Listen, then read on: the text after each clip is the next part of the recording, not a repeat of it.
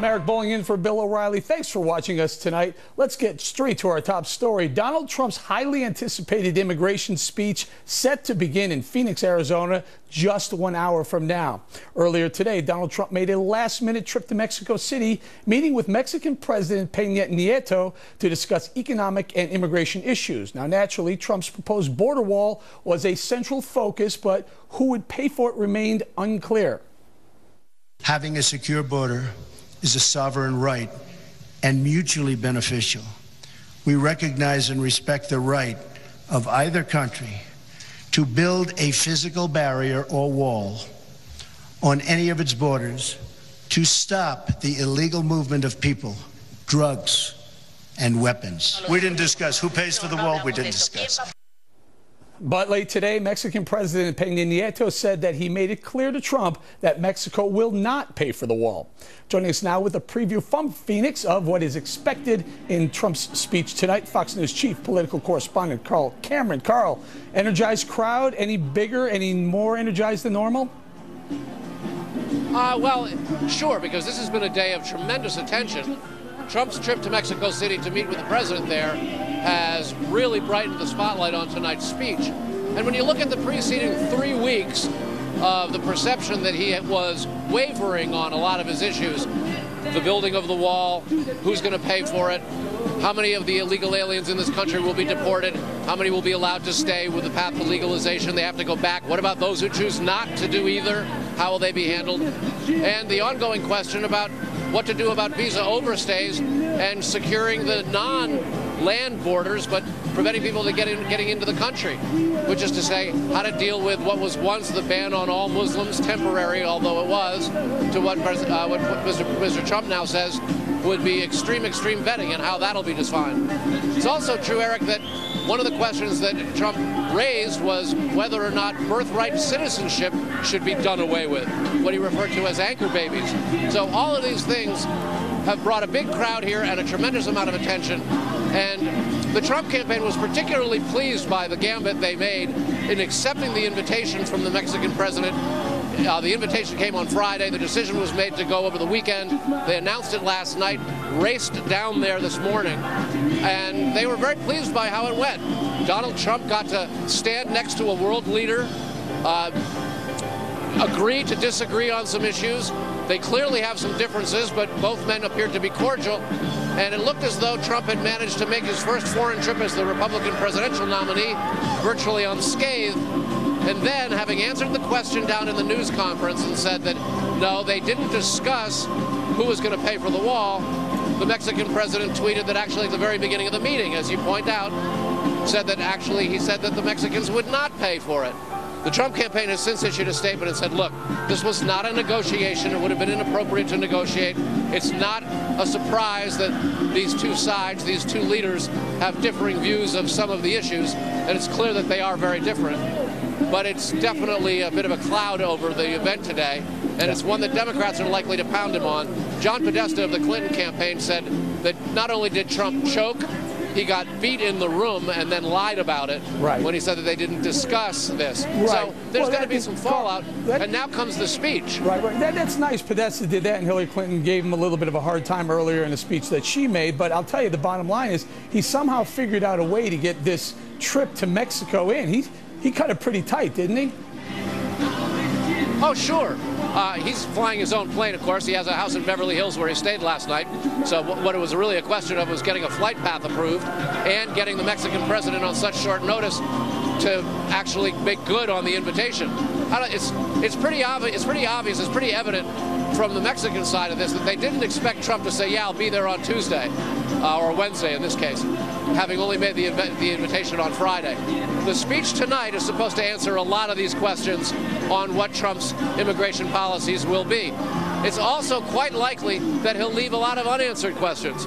Trump made it very clear in the early part of his candidacy that a lot of his policy utterances, his goals and priorities, are just that, goals and priorities. They're not promises or pledges necessarily.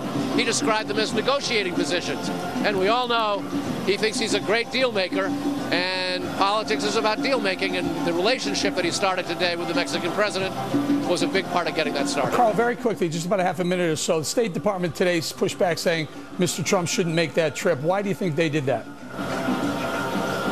Well, it did look like what in White House parlance is referred to as a bilateral meeting of the leaders. You had the American flag next to the Mexican flag, two podiums. So Trump got the full treatment, very, very official looking. And obviously he's a candidate now, as is Hillary Clinton. And what they're promising are policy aspirations, not policy promises. And it sounded as though the White House and the Clinton campaign were basically pushing back and saying he got treated too well. All right, Carl, we're going to leave it right there. Thank you very much.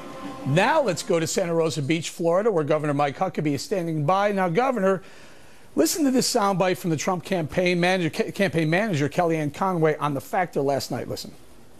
You'll hear a consistent Donald Trump in this way. No amnesty, no legalization, no sanctuary cities. Also, we want to be fair to the American worker. There are lots of folks feeling that they're competing directly with illegal immigrants as well as people abroad for these jobs now. And we also want to be, as he has said, when dealing with the 11 million or so, he wants to abide the law, enforce the law, which is a novel concept in Washington.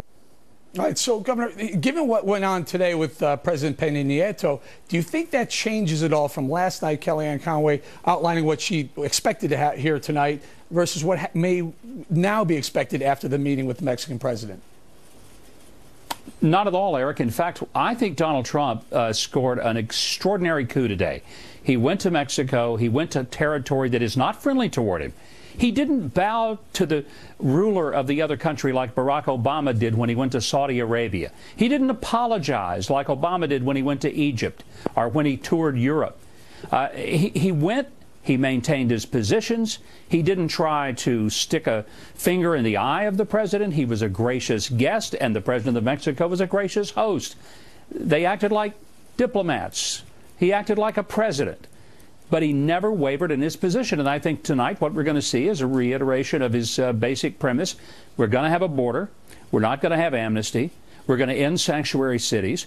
In other words, everything that is opposite of Hillary Clinton, who will expand sanctuary cities, won't control the border, will support amnesty. So the choice for the American people is clear. One big difference. Hillary Clinton traveled all over the world making deals for the Clinton Foundation to get contributions. Right. Donald Trump showed that he went down there and he didn't ask for a doggone thing. That's kind of refreshing. Governor, you know, I think that was it was a gutsy move. It was a big risk that he took this morning when I heard that he announced he's going to go down there. I thought, wow, you know, this could go very well for him or it could go very badly. But that's a sign of a leader. You take chances, I guess. Were you, as a supporter of Donald Trump, nervous about how this was going to turn out? Not really, because I feel like Donald Trump has been underestimated as a person who's comfortable in his own skin, who has been in high-level, high-pressure meetings all his adult life. So this is not something that is totally foreign to him. Weren't you nervous about protests or someone pushing back or you know any number of things that could have happened with that meeting? Sure, it was absolutely walking on the higher wire, no net under him. I mean, let's face it, it was a gutsy and a bold thing to do. But look, I think that's what Americans want in a president, somebody who stands up for us no matter where in the world he is, and he doesn't change his message. He may say the message diplomatically and carefully, but he doesn't go change it. He doesn't go and pander. And that was refreshing. I thought it was a big day for Donald Trump, and I thought Hillary Clinton looked really small when she tried to be critical of him. And I thought the State Department was ridiculous in saying that he shouldn't have gone. Why not? And who are they to determine where the Republican nominee for president goes and who he talks to? She's probably upset that he beat her to the punch. I mean, they were both invited to that, and he took the opportunity. She didn't. Governor, very quickly, about a minute or so, Donald Trump came out with 5 shared goals. He talked about ending illegal immigration, securing the border with a physical wall. I think that's going to resonate. Dismantling drug cartels, that's great also. But here's the one I think is going to create a little bit of a headache for you and for Donald Trump: improving NAFTA. Not getting rid of NAFTA, improving NAFTA. Does that mean he's okay with this free trade agreement? Well, he's always said, Eric, that he's for free trade. And I think all of us who are even critical of the trade agreements. And you and I both know, Governor, free trade agreements are the opposite of free trade. Well, most free trade, we're getting taken to the cleaners, and that's what he's been against. Free trade has to be fair trade, or there's nothing free or fair about it. He's been very clear about that. He's not anti-trade. He's just anti-getting sucker punched by every country we enter into an agreement with. So wouldn't that mean getting rid of NAFTA completely? Because there are a lot of people who say NAFTA, especially in states like Ohio, has driven jobs south of the border. Part of the reason is because we don't enforce the same rules on both sides of our trade agreements. It's why TPP is such a disaster, whether it's environmental, whether it's labor law, whether it's the idea of regulatory authority. Right. We don't have the same kind of issues, and the taxing issue is huge. Yep. And that, too, is another reason we've got to renegotiate the deals. All right, Governor, we're going to leave it right there and say thank you very much. And the governor will be back with us live tonight at 11 p.m. for powerful reaction after the big immigration speech. But next on the rundown, would President Trump be able to deliver on the policies candidate Trump lays out in tonight's immigration speech? That debate, moments away.